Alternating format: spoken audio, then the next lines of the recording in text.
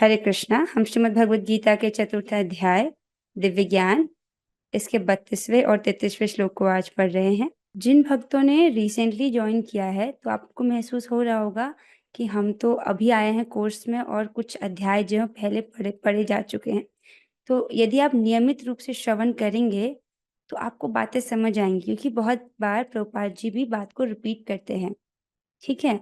और 3 चीजें जो हैं आप उनको रोज कीजिए।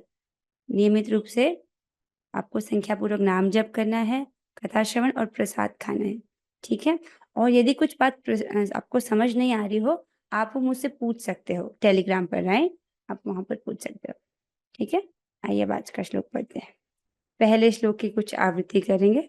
एवं बहुविधा यज्ञा एवं बहुधा यज्ञ वितता ब्रह्मणो मुखे वितता ब्रह्मणो मुखे कर्मजान् विद्धि तान् सर्वान् कर्मजान् विद्धि तान् सर्वान् एवं ज्ञात्वा विमोक्ष्यसे। एवं ज्ञात्वा विमोक्ष्यसे। बहुत सुंदर। रेणुका माता जी आप गाइए। एवं बहुविधा यज्ञा एवं बहुविधा यज्ञा वितता ब्रह्मणो मुखे वितता ब्रह्मणो मुखे कर्मजान् विद्धि तान् सर्वान् कर्मजान् विद्धि तान् सर्वान् एवं ज्ञात्वा विमोक्ष्यसे। एवं ज्ञात्वा विमोक्ष्यसे। बहुत अच्छी माता जी।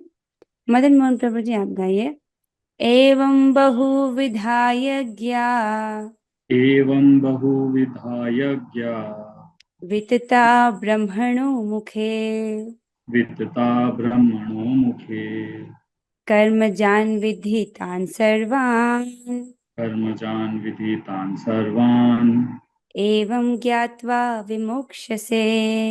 एवं ज्ञात्वा विमोक्ष्यसे। बात सुनकर भगवान कह रहे हैं, ये विभिन्न प्रकार के यज्ञ वेद सम्मत हैं और ये सभी विभिन्न प्रकार के कर्मों से उत्पन्न हैं। इन्हें इस रूप में जानने पर तुम मुक्त हो जाओगे। कौन से विभिन्न प्रकार के यज्ञ? पिछले श्लोकों में भगवान ने वर्णन किया था द्रव्य यज्ञ का, तपोमय यज्ञ का, योग यज्ञ का और स्वाध्याय यज्ञ का, राइट? तो भगवान कह रहे हैं ये जो विभिन्न प्रकार के यज्ञ हैं वो वेद सम्मत हैं, राइट? अर्थात वेद से ही आए हैं और सभी विभिन्न प्रकार के कर्मों से उत्पन्न हैं। तो व्यक्ति अपनी योग्यता अनुसार, अपने चित्त के अनुसार इनको कर सकता है और इन्हें इस रूप में जानने पर तुम मुक्त हो जाओगे। ठीक है। इसको तात्पर्य में आप समझोगे कि व्यक्ति अपनी श्रद्धा अनुसार इनको करता है, राइट? यज्ञ कर रहा है लेकिन उसका जो लक्ष्य है वो आत्मा या परमात्मा को लक्षित करते हुए यदि वो यज्ञ को करे तो वो मुक्त होता है। ऐसा नहीं होना चाहिए कि द्रव्य यज्ञ कर रहा है, द्रव्य यज्ञ में आपको याद होगा कि व्यक्ति के पास कोई वस्तु है तो उसको दान देता है, या कोई धन है तो उसको दान में देता है, उसको द्रव्य यज्ञ कहते हैं। अगर व्यक्ति उसको वो शुभ कार्य के रूप में देखता है कि मैं एक अच्छा कार्य कर रहा हूँ और इसके बदले में मुझे पुण्य मिलेगा, इस प्रकार से नहीं, ऐसे करेगा तो उसको बंधन लगेगा। लेकिन कैसे कर रहा है वो इस कार्य को कि मुझे ऐसा करके आत्मज्ञान प्राप्त होगा, इस प्रकार से भगवान इस कार्य से प्रसन्न होंगे, इस प्रकार से वो कार्य को करेगा तो वो मुक्त हो जाएगा। समझ रहे हैं ना? कर्मोन्मुखी प्रकार से अगर हम कर्म को करेंगे तो हम मुक्त नहीं हो सकते। ठीक है। तो एक बार वापस आइए। एवं बहुविधा यज्ञ, ये बहुविधा अर्थात विविध प्रकार के जो यज्ञ हैं, एवं अर्थात इस प्रकार जो भगवान ने अभी तक के श्लोकों में बोला, वितता ब्रह्मणो मुखे, ये क्या है? वेद के मुख में फैले, अर्थात वेद सम्मत है, वेद से ही आए हैं। कर्मजान विधि तान सर्वान, तुम ये जानो कि ये कर्म से ही उत्पन्न हुए हैं, राइट? सर्वान अर्थात ये सब प्रकार के विभिन्न प्रकार के कर्मों से उत्पन्न हुए हैं। एवं ज्ञात्वा विमोक्ष से, और इस प्रकार से जानकर तुम मुक्त हो जाओगे। किस प्रकार? कि ये जो कर्म है वो ज्ञान गर्भा है, अर्थात वो व्यक्ति कर्म कर रहा है लेकिन उससे उसको ज्ञान प्राप्त होगा। ठीक है, इस प्रकार से वो उस कर्म को कर रहा है। जैसे व्यक्ति जब कर्म योग करता है तो कर्म योग करते हुए भी उसकी इच्छा रहती है कि उसको आत्म साक्षात्कार प्राप्त होगा, उस इच्छा से वो उसको करता है। राइट, भगवान इससे प्रसन्न हो, मुझको आत्मज्ञान प्राप्त हो। तो कर्म तो कर रहा है लेकिन उस कर्म के गर्भ में क्या है, ज्ञान है। ठीक है, इस प्रकार से उसे करने से क्या होगा, उसको मुक्ति प्राप्त होगी। अब आइए तात्पर्य की ओर चलते हैं, आपको ये और स्पष्ट होगा। अनुवाद और तात्पर्य कृष्ण कृपा मूर्ति श्री श्रीमद एसी भक्ति वेदांत स्वामी प्रभुपाद द्वारा। प्रभुपाद जी कहते हैं, जैसा कि पहले बताया जा चुका है, वेदों में कर्ता भेद के अनुसार विभिन्न प्रकार के यज्ञों का उल्लेख है। चूंकि लोग देहात्मक बुद्धि में लीन हैं, अतः इन यज्ञों की व्यवस्था इस प्रकार की गई है कि मनुष्य उन्हें अपने शरीर, मन अथवा बुद्धि के अनुसार संपन्न कर सके। किंतु देह से मुक्त होने के लिए ही इन सब का विधान है। इसी की पुष्टि यहाँ पर भगवान ने अपने श्रीमुख से की है। तो समझिए इसको, पहले भी इसको बोला जा चुका है, वेदों में अलग अलग प्रकार के यज्ञों का विधान है। ठीक है, अब व्यक्ति उसको अपनी श्रद्धा अनुसार, अपने चित्त के अनुसार उन यज्ञों को करता है। वो चाहे उसकी सात्विक श्रद्धा, राजसिक श्रद्धा, तामसिक श्रद्धा या दिव्य श्रद्धा। दिव्य श्रद्धा सबसे श्रेष्ठ है।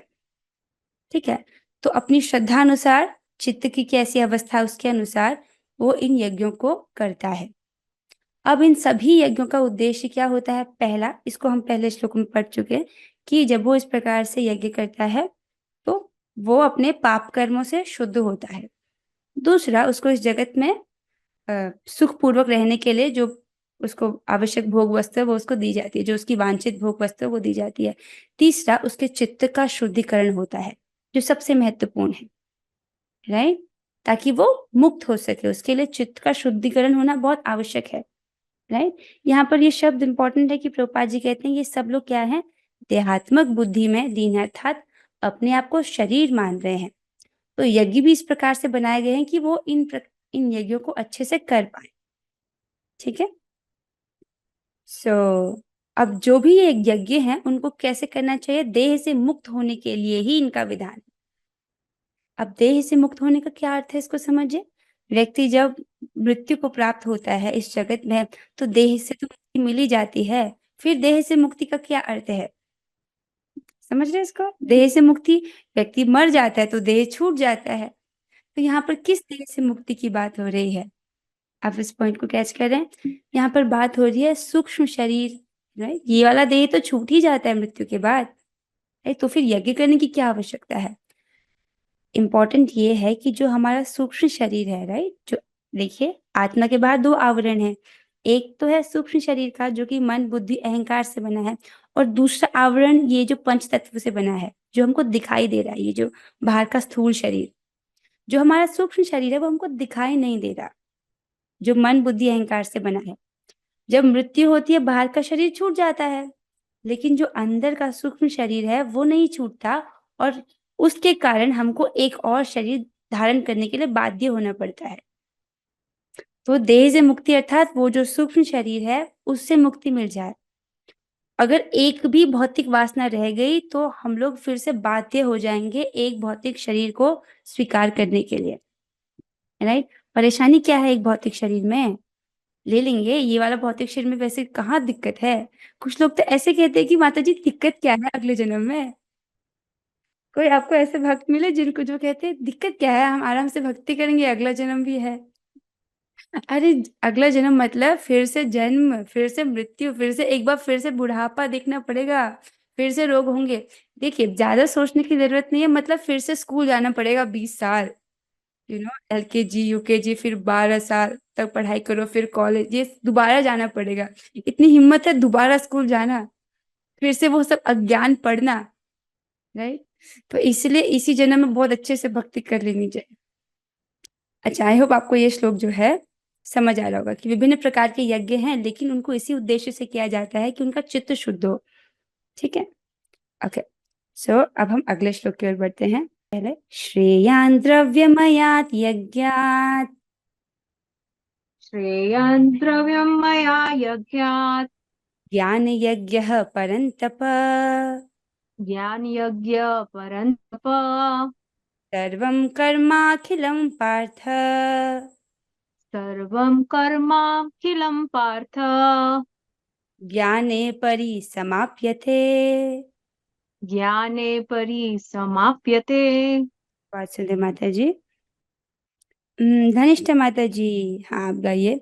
श्रेयान् द्रव्यमयात् यज्ञात् श्रेयान् द्रव्यमयात् यज्ञात् ज्ञानयज्ञः परन्तप ज्ञानयज्ञ परन्तप सर्वं कर्माखिलं पार्थ सर्वा कर्म अखिल पार्थ सर्वं कर्माखिलं पार्थ सर्वा कर्म अखिलं पार्थ ज्ञाने परिसमाप्यते। ज्ञान परिसमाप्ते। बहुत अच्छे माता जी। रेणुका माता जी आप गाइए। श्रेयान् द्रव्यमयात् यज्ञात् श्रेयान् द्रव्यमयात् यज्ञात् ज्ञानयज्ञः परन्तप ज्ञानयज्ञः परन्तप सर्वं कर्माखिलं पार्थ सर्वं कर्माखिलं पार्थ ज्ञाने परिसमाप्यते। ज्ञाने परिसमाप्यते। बहुत सुंदर माता जी। आयुषी माता जी आप गाइए। श्रेयान् द्रव्यमयात् यज्ञात् श्रेयान् द्रव्यमयात् यज्ञात् ज्ञानयज्ञः परन्तप ज्ञानयज्ञ परन्तप सर्वं कर्माखिलं पार्थ सर्वं कर्माखिलं पार्थ ज्ञाने परिसमाप्यते। ज्ञाने परिसमाप्यते। बहुत सुंदर माता जी। हमें तो लगा था नए बच्चे नहीं बोल पाएगी, पर आपने तो बहुत सुंदर गाया। Very nice. सो श्लोक में कह रहे हैं भगवान, हे परंतप, परंतप अर्थात जो शत्रुओं को ताप प्रदान करते हैं, अर्जुन को ऐसे संबोधित कर रहे हैं। हे परंतप, द्रव्य यज्ञ से ज्ञान यज्ञ श्रेष्ठ है। हे पार्थ, अंततो गत्वा सारे कर्म यज्ञों का अवसान दिव्य ज्ञान में होता है। तो समझिए इसको, द्रव्य ज्ञान से ज्ञान यज्ञ श्रेष्ठ है। क्या मतलब है इसका? द्रव्य ज्ञान व्यक्ति अपनी संपत्ति से करता है, उसके पास जो धन है, जो संपत्ति है, उसका दान देता है, राइट? उससे श्रेष्ठ है ज्ञान यज्ञ, राइट? ऐसा यज्ञ जिससे उसको आत्मज्ञान प्राप्त हो, वो श्रेष्ठ है द्रव्य यज्ञ से, राइट?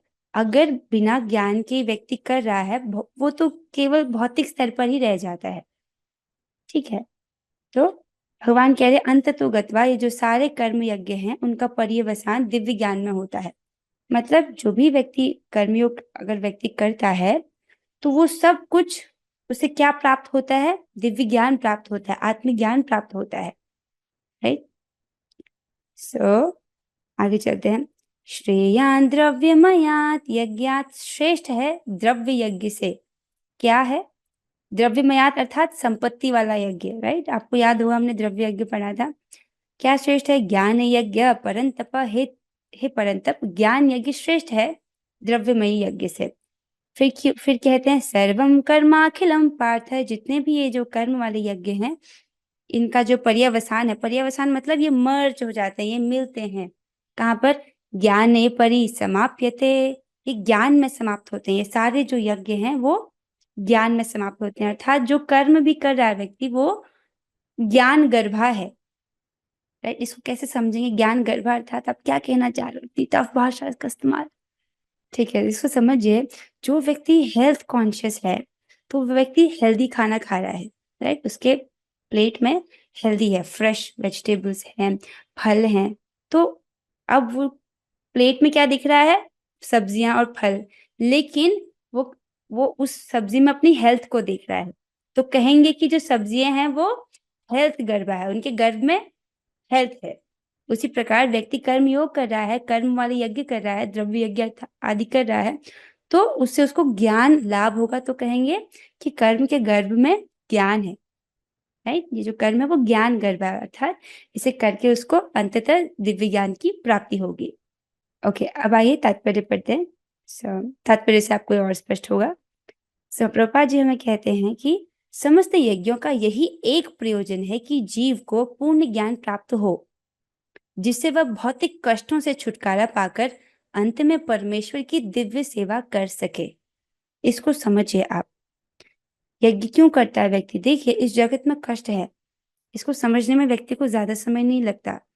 अगर जो छोटे बच्चे हैं उनको अनुभव अगर ना हो तो देखो, आप अपने आसपास बूढ़े लोगों को जरूर देखते होंगे।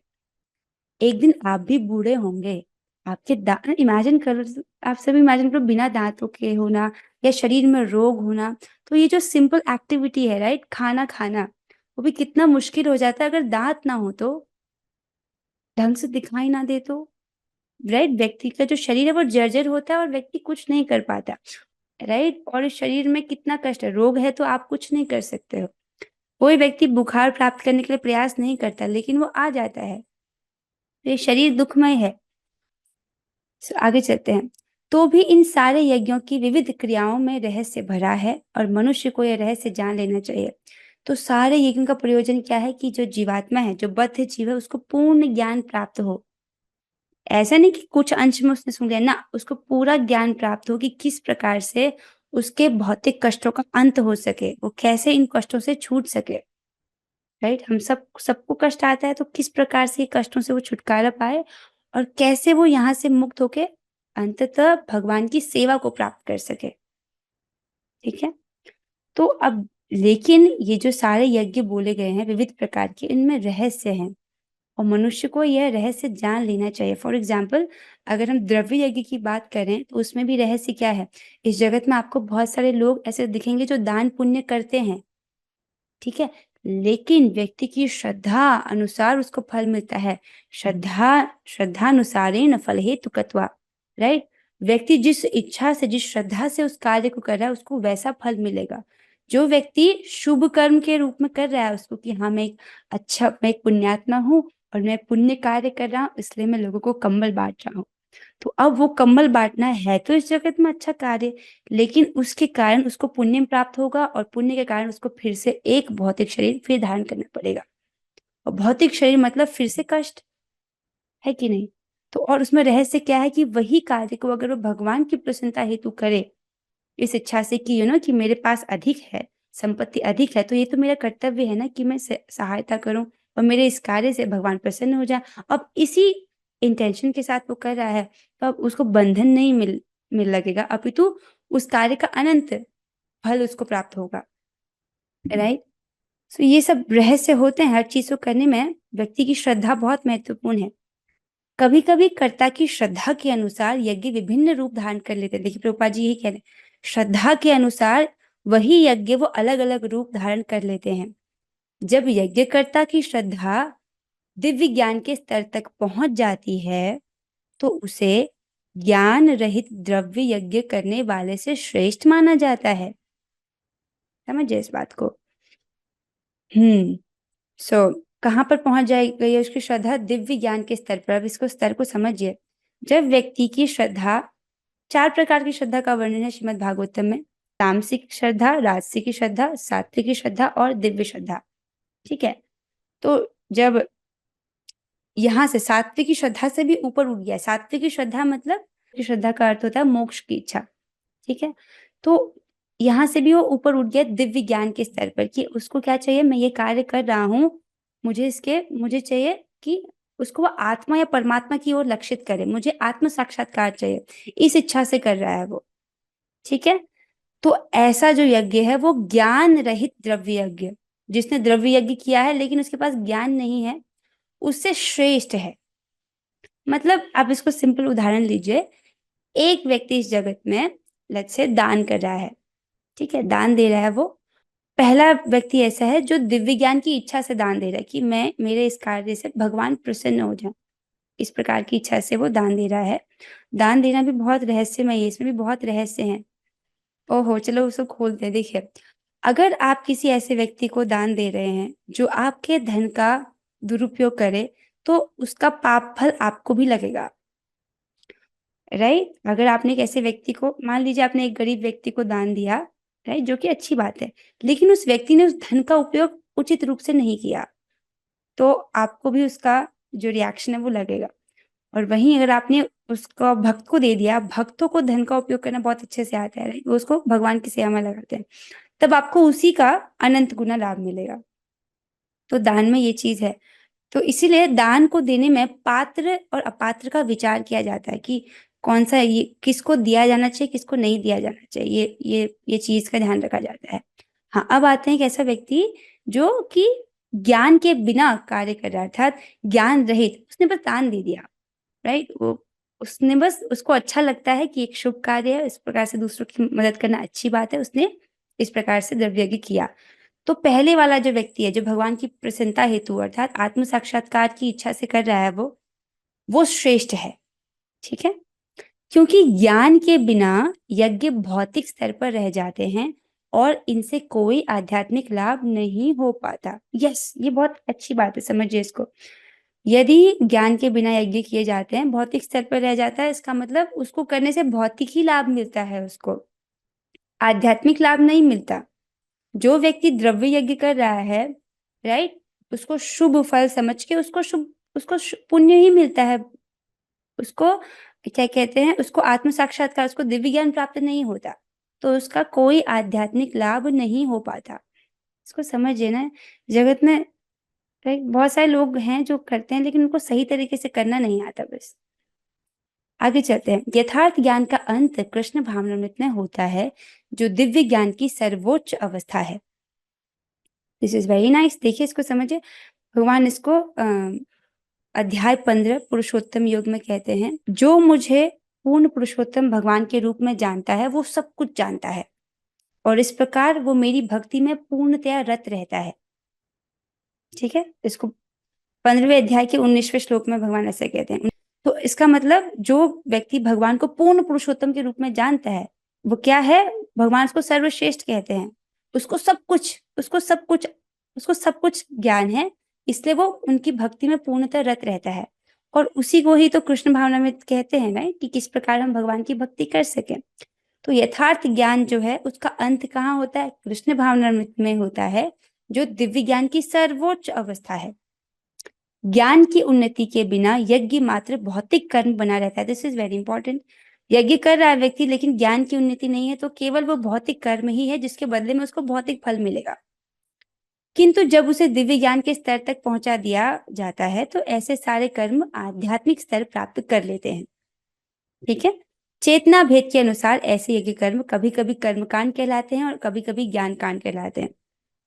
कर्मकांड में व्यक्ति वो यज्ञ करता है, उसके बदले में उसको कुछ भौतिक कुछ वस्तु चाहिए, जैसे पुत्र प्राप्ति के लिए कोई व्यक्ति यज्ञ कर रहा है, राइट, या स्वर्ग प्राप्ति के लिए कोई कर्म कर रहा है, तो कर्मकांड हो जाएगा। सो ज्ञान कांड में व्यक्ति आत्म साक्षात्कार के ज्ञान के लिए करता है, तो ज्ञान कांड हो गया। तो यज्ञ वही श्रेष्ठ है जिसका अंत ज्ञान में हो, और सबसे पूर्ण ज्ञान कौन सा है, कृष्ण भावनामृत वाला, राइट, जिसमें व्यक्ति भगवान की भक्ति करता है। अब इसको समझिए, सभी यज्ञों में श्रेष्ठ कौन सा यज्ञ श्रेष्ठ है, जिसका अंत ज्ञान में हो, राइट। अब इसको ध्यान पूर्वक सुनिए। अब जब व्यक्ति कोई भगवान के मंदिर में झाड़ू लगा रहा है, तो उसका अंत ज्ञान में कैसे हो रहा है। आप भगवान के बर्तन को धो रहे हो, उसका अंत ज्ञान में कैसे हो रहा है। आप भगवान का प्रसाद खा रहे हो, उसका अंत ज्ञान में कैसे हो रहा है, राइट। ज्ञान तो, यज्ञ तो वही श्रेष्ठ है ना जिसका अंत ज्ञान में हो, राइट। अब समझिए, ज्ञान का स्रोत, ज्ञान का सोर्स क्या है, ज्ञान कौन देता है। भगवान कहते हैं भगवत गीता के 15वें अध्याय में पुरुषोत्तम योग में कहते हैं, सर्वस्य चाहम हृदि सन्निविष्टो मत्त स्मृति ज्ञानम अपोहनम च। भगवान कहते हैं मैं सभी के हृदयों में स्थित हूँ, और मुझसे ही स्मृति, ज्ञान और विस्मृति होती है। अर्थात भगवान सभी के हृदय में उपस्थित हैं और वही ज्ञान प्रकट करते हैं। कौन सा, ये दिव्य ज्ञान भगवान ही देते हैं। ठीक है, तो भगवान तो हमारे हृदय में अनादिकाल से हैं। हमारे पिछले जन्म में भी तो भगवान हमारे हृदय में थे ना। जीवात्मा चाहे किसी भी योनि में चले जाए, 84 लाख योनि में, हर योनि में भगवान हमारे साथ रहते हैं। राइट। तो फिर भगवान हर योनि में तो दिव्य ज्ञान प्रकट नहीं करते, राइट, और हर किसी को नहीं करते। इसका मतलब जीवात्मा कुछ करता है, कुछ प्रयास करता है, कुछ तो कार्य करता है अपने तन से, मन से, वाणी से, जिससे प्रसन्न होकर के भगवान हृदय में बैठे बैठे उसको दिव्य ज्ञान देते हैं, है कि नहीं। और वो क्या कार्य करता है, क्योंकि देखिए हम तो अनादिकाल से इस जगत में भटक रहे हैं। ऐसा थोड़ी कि आप पहली बार यहाँ पर आपको मनुष्य जीवन प्राप्त हुआ है। शास्त्र कहते हैं अनादिकाल से जीवात्मा यहाँ फंसा हुआ है, ठीक है। अनादि मतलब जिसका कोई शुरुआत नहीं है। ऐसा कोई समय नहीं था जब आप बोलो कि उस वक्त पर जीवात्मा यहाँ वहां से यहाँ आ गया ना, हमेशा से वो यहीं पर है, हमेशा से हम यहीं पर है। आप समझ रहे हो। तो ज्ञान तो परमात्मा देते हैं हृदय में, राइट। इसका मतलब कुछ तो जीवात्मा करता है जिसे देख करके परमात्मा प्रसन्न होते हैं, फिर ज्ञान को प्रकट करते हैं, राइट। और वो कैसे करेंगे, भगवान कहते हैं तेषां सतते युक्तानां भजतां प्रीतिपूर्वकं ददामि बुद्धि योगम तम येन माम उपयान्ति ते। जो नित्य निरंतर मेरी प्रेमा भक्ति में, मेरी सेवा करने में, मेरी प्रेम में सेवा करने में निरंतर लगे रहते हैं, राइट, उन्हें मैं ये बुद्धि योग प्रदान करता हूँ, उन्हें मैं ये ज्ञान प्रदान करता हूँ जिसके द्वारा वो मुझ तक आ सके। अर्थात जो व्यक्ति भगवान की प्रीतिपूर्वक निरंतर सेवा करने में लगा रहता है, अब वो सेवा का जो रूप है वो किसी भी प्रकार से हो सकता है। हम भगवान के लिए भोग बना रहे हों, चाहे कोई भगवान के लिए बाजार से सब्जी लेकर आ रहा हो, भगवान के मंदिर की सफाई कर रहा है, या भगवान के बर्तन धो रहा है, उन सभी स्थिति में, राइट, सेवा का चाहे जो भी रूप हो, या भगवान के, राइट, वहां पे झाड़ू लगा रहा है, तो ये सब क्या है, भगवान की प्रीतिपूर्वक सेवा है, राइट। इससे भगवान प्रसन्न होते हैं। फिर क्या कहते हैं, ददामि बुद्धि योगम तम, मैं उनको बुद्धि योग प्रदान करता हूँ, मैं उन्हें वो ज्ञान प्रदान करता हूँ जिसके द्वारा मुझ तक आ सके। तो इस प्रकार से छोटी छोटी चीजें जो हम भगवान के लिए कर रहे हैं वो सब यज्ञ हैं, राइट। उनके लिए भोजन बनाना, मंदिर साफ करना, प्रसाद खाना, कथा सुनना भी यज्ञ है। ये सब कुछ यज्ञ है, क्योंकि इससे भगवान प्रसन्न होते हैं। जिस भी कार्य को इस इंटेंशन से किया जाए कि इससे भगवान प्रसन्न हो, वो यज्ञ होता है। मतलब जैसा कि शास्त्र सम्मत होना चाहिए। ऐसा नहीं कि कोई शराब पी रहा और कहे कि इससे भगवान प्रसन्न हो जाए, ऐसा नहीं, मतलब शास्त्र सम्मत हो, ठीक है। शास्त्र में जो लिखा है वैसा, शास्त्र के अनुसार। ओके, आई होप आपको ये समझ आ रहा हो कि कैसे जो है कि यज्ञ वही श्रेष्ठ है जिसका अंत ज्ञान में हो। सो बस इंपॉर्टेंट ये रखे कि आप जो भी भगवान की सेवा करें उनको प्रीति पूर्वक करें, प्रेम से करें। जो भी आपको सेवा प्राप्त हुई है उसको प्यार से करें, ठीक है। ओके, सो विद दिस हम आज की कक्षा को यहीं पर विराम देते हैं। अब हम 3 बार हरे कृष्ण महामंत्र करेंगे। हरे कृष्णा कृष्ण कृष्णा हरे हरे, हरे राम राम राम हरे हरे, हरे कृष्णा कृष्ण कृष्ण हरे हरे, हरे राम राम राम हरे हरे, हरे कृष्णा कृष्ण कृष्ण हरे हरे, हरे राम राम राम हरे हरे। श्रीमद् भगवद गीता की जय, श्री प्रभुपाद की जय। और ग्लोरी श्री गुरु रंगा। हरे कृष्णा। हरे